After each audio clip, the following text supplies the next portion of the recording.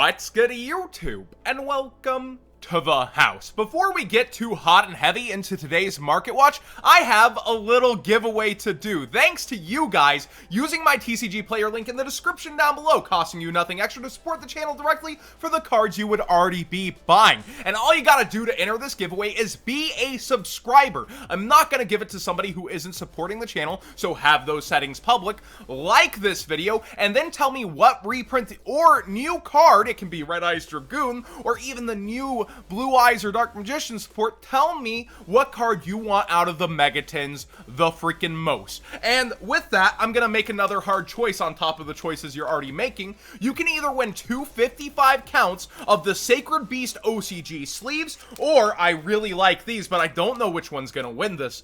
255 counts of the Shadow sleeves, and they look amazing. So you've got another tough choice to do, even if you win. But thank you guys for supporting me. I always try to give back to those guys supporting me, whether it's completely for free just by being subscribed, or if you're spending that hard-earned money on cardboard through my link. Let's go ahead and get into this. Now, I had a comment yesterday in the section. No matter how much math you do, Dragoon's not gonna fall in price. Let me show you some real quick math. The hookup price on the Megatins when vendors are ordering them by the caseload on another scale is around $10.80 a tin. So when they're actually buying in, they're under $130 shipped to their front door for that case of Megatins. Now, look at the prices of the top cards. Let's just do the top 8 here. We're going to add $45 for Dragoon. We'll round up a little for him. $25 for Apollosa.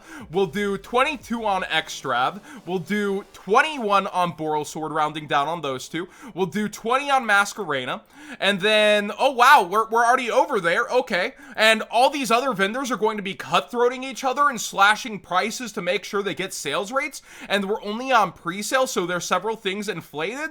Isn't this interesting? We're just on the top 8 cards here and rounding down on quite a few, $163, yet there's all of these other cards to pull and sell and get rid of. Yes, prices are going to definitely fall down as they mass open. A lot of these vendors have hookups on bulk, especially hollow bulk, being 5 cents a piece. When you're looking at commons, they're getting 1.5, 1.8 cents a piece. And just looking through everything with the Megatins, mass opening, they're going to make a ton of money. And with that, more people than ever out of the entire year go in on this product. That's why you're seeing Robbie Cole every year sit on a freaking truckload of these tens, because it's a smart move. It's a game changer, these tens. And even with no promos to alleviate values this year, I am willing to bet a lot of these prices will go down and only a couple will dig their heels in the sand. Is Dragoon that card? Is he going to stick up at 45? Right now, card market, outside of the German copies, when you get to the English copies, it's around the same price when you look up euros. I think, though, that we're still going to see this fall a bit. Apollosa has downward potential because it's going to be in the gold tens, but we've seen cards in high demand such as Borrelsword able to cling on to a different price, and this is its first reprinting instead of second. So like Battles of Legend, it could try to stick higher for a bit, but we know it's coming. We know for sure it's in the future with an alternate art. People will be after playsets of Extravagance, unlike the other top cards of Apollosa, which, unless you're playing an Extrav deck with Apollosa like Spirals did, I think you're probably sticking to one. We have Borrelode Savage and Masquerena, all one-ofs until you finally get to Safer, which also has an announcement in the OCG for the Dragoonity structure deck. A ton of these cards are going to bleed value, a ton of them are going to have vendors undercutting each other for sales, and you're only going to see a couple stick, and I'm seeing Facebook vendors already sell these for $40. They are avoiding that 13% fee, though, by selling on Facebook so they can afford that hookup. So no matter what math I do, I'm gonna let the market show itself, and we'll talk about this again once the actual release date is here, once competition ramps up, and once there's more than gosh dang 20 listings, and you see hundreds of listings on some of these cards, because again, the competition will ramp up like never before when it comes to Megatins. Don't act surprised when it happens. I've been screaming from the rooftop here, but look at every single year's tens. Last year was unprecedented with the promos that we got, but you can look at 2018, 2017, pre-sales tend to fall out on another level with the tens. We're like, oh my gosh, that's so low compared to what it was. almost every time, but Dragoon is a chase card, something that almost everyone will want, and I think that its low point is probably around 30, but it could be higher than that. That's just speculation from me. Now, talking about selling out, Stay Classy sold out of the Sunlight Wolf before I could even feature it on the channel. They mailed them to me yesterday. They're still in transit. I couldn't show them out. People really like this one, and I've got a little other news from the owner. There's less than 10 Cyber Dragons and 10 Sheins left in stock. So, code WhatsGood5 works over at Stay Classy. It supports the channel, gets you 5% off of these amazing metal field centers, and these are going hot, hot, hot. Yes, jokes on the Sunlight Wolf, but I expect an unlimited wave probably of this eventually, but the numbered first edition wave, that is gone. Infernoble Knight Renowned is down in price a little bit thanks to Unlimited Toon Chaos. He was really trying to stick to $30, but we finally saw some fallout today with multiple people listing around 26 and then upwards, and it does quickly go back to 30, so this could be a little temporary coolant. You see first ads mixing in though, as people just want to make their sales rates. This is a tier 1.5, not one deck realistically. It is very freaking good. It can take on the meta. I wouldn't even call it rogue, I would call it part of the meta still, and I wouldn't underestimate it, but a lot of people are scared with banless fears of what's coming. And another interesting fallout is Immortal Phoenix Gearfried. I think this was trying to hang on to $100. Well, the Unlimiteds are falling out in a big way, as we see multiple listings today as at 80, where people are just like, okay, go ahead, take it. It's unlimited. It really doesn't seem like the unlimited collector rare market is doing too healthy. I don't think Konami will make this mistake again with something that has these. I think they redid this because Toon Chaos was shorted and the demand was so big and the outcry was so big, but don't expect this with side sets like Genesis Impact. Konami tends to take notes. Like, for example, when they finally did Ultimate Rares in a 10 with the Gagaga Magician and the Giga Brilliant and Gagaga Bolt, they said, okay, we've kind of ruined Ultimate Rares. They pulled back big time, took them out of core sets, started putting them in OTS packs. We get them no other way. Yeah, it hurts, doesn't it? They take note of the secondary market and the fallout that happens. They already were ahead of the game when Starlight Rares weren't going to be in unlimited packs. I don't think we'll see unlimited collector rares again too often unless there's like a product shortage again with the fallout we're seeing. They definitely do pay attention to the secondary market. I get comments quite often, why would Konami care about the secondary market?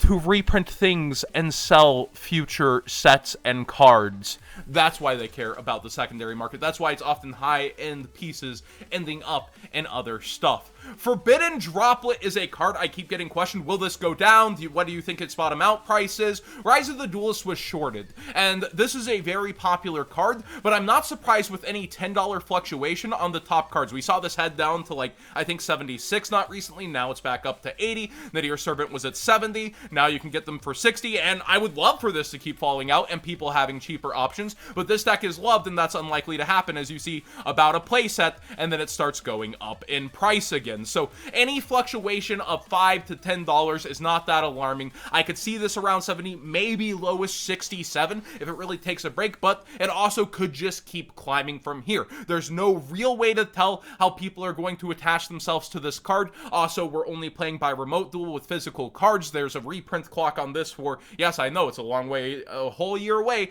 next year's Megatins, so that is something to consider. Also, when it comes to this, it's an amazing card. It's really good. Every time it's activated, it feels like it is stealing a game for the most part. You're down to relying on hand traps and not what's on the field unless you're playing back row decks. This breaks boards like almost nothing else except Dark Ruler No More, except it allows you to go for game. That's why it's up there. That's why it's so high in price. It has the potential to continue going up, but it also has the potential to fall out, depending, especially with people moving their money other places within this market, like the Megatins, like upcoming product such as Phantom Rage. It really just comes down to how things develop. Magician's Souls. I know, a great non-answer, right? It could go up or down. all you can do is educated guessing with the market. If everybody was clairvoyant and could see ahead, if there were so many definites, everyone would just be making infinite money. Everything's a risk. Even when I said Toon Chaos was sure money in my eyes, it was still a risk. Magician's Souls is going up slowly. When it comes to this, we see a lot of the foreign versions still around 80, but the English versions have jumped from that 80 towards 85 for even the unlims. And when we're looking for first edition English, where are they at though? Their home is all the way on not the second page, but the third page at 100. There really is a big gap for that first edition stamp. So something to pay attention to, especially if you're selling. Having Magician Souls 80 seems fair. You might want to double check and double think that and maybe bump it to 90 in person. Give the person, you know, a little bit of a hookup while also winning against fees of selling it online. This card has a lot of potential. People are asking when it will be reprinted. Legendary Duel Season 1 didn't seem to do too hot. Will they do Season 2 and 3? We can only wait and see how Konami's going to continue these side products and announce them. Cyframe Lord Omega's original version has sold out. This has a lot to do with Dogmatica and people loving to hollow out their decks to the highest version. Even though I personally think the Battles of Legend 1 looks better, the original is often heralded as highest rarity, as it pretty much should be. So first edition originals are way up. Just save yourself some money, get the mid rarity, which is the same rarity, which really looks nice, or get yourself, spend $1. Spend $1 and get this. This just has another high potential. If this continues to skyrocket, people will start to focus this. You can see it's low on listings. A lot of people willing to settle on that.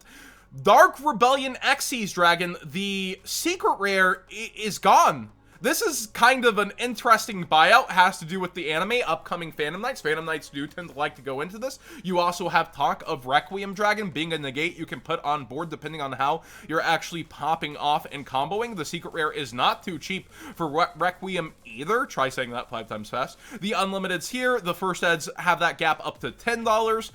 Definitely something to look around at. The ultimate rares are up too, as many ultimate rares are on market, but again, notable that this has upcoming support that it's going to like to see play in. You see the Unlimiteds towards 16 and are very few before the first editions are 20. Honestly, not a bad first edition ultimate to have in my book at all. And then you have a Ghost Rare being the actual highest rarity, putting the ultimate rare at a mid rarity, but still a very good card to have. And you can see it's been bumping up slowly too. And if you have a 6969, nice, I can't resist. Thanks, Super Special Awesome Games. When we come to the first edition, $110. Wow, another huge gap for that stamp. But Ghost Rares, first eds are always going to have that huge thing. That's why we're talking, like, Collector Rares future, that first ed stamp is going to matter a lot, as it has often during this market watch alone. Odd Eyes Arc Pendulum Dragon has got a lot of hype thanks to us getting the new Odd Eyes in Rise of the Duelist. So when it comes to Arc Pendulum, people are giving it second looks. It's locked behind a $30 MSRP product originally that has aged well over time. I believe this is from the Legendary Dragon decks, if I'm not mistaken, which as a sealed product has gone up a lot over time, but we've seen Konami really like to reprint those Legendary decks, so this could be next on their radar, as it is now a $100 sealed product. But yeah, that's why these have been going up. They're just harder and harder to get, and it's honestly a really good card for its effect, at least the pendulum effect, as it is a vanilla monster, vanilla pendulum. And finally, I wanted to touch a little more on the collector's market once again, in a sector that we don't look at too often. Gilgarth had a recent buyout. I remember even back in the day, people would try to get these for $20 for this vanilla, and people just wouldn't let them go. And Glass as a whole, Gladiator's Assault, has aged very well. I see why Ruxin tried so hard to pull stuff out of it. I myself recently on stream didn't do so hot with that. That was my chase pull out of a special edition. But even unlimited cards have really high value, and the gap to first ed is incredible on the Fallout. You also have cards like Magic Formula. This has been a chase card for many for ages.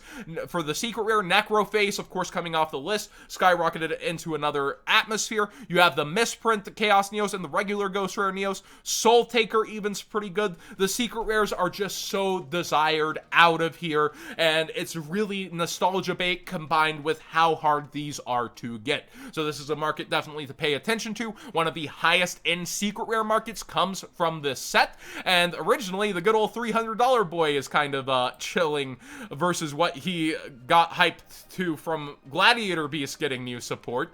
But when we're looking at him, he's fallen out a bit. But first editions, good luck. Have fun. GG, no re. You're paying quite a bit and people are keeping it that way. Almost to the metagame prices of back in the day. So, what do you guys think of the collector market from Gladiator Assault? Again, if you want to enter that giveaway and get your choice of sleeves, we got ourselves the Shadol ones. We've got ourselves the Sacred Beast. Be a subscriber. Somebody who isn't subscribed isn't going to win. Like the video and tell me what you're looking forward to from getting out of the Megatins. Be it a reprint or a new card. What are you wanting the most from here?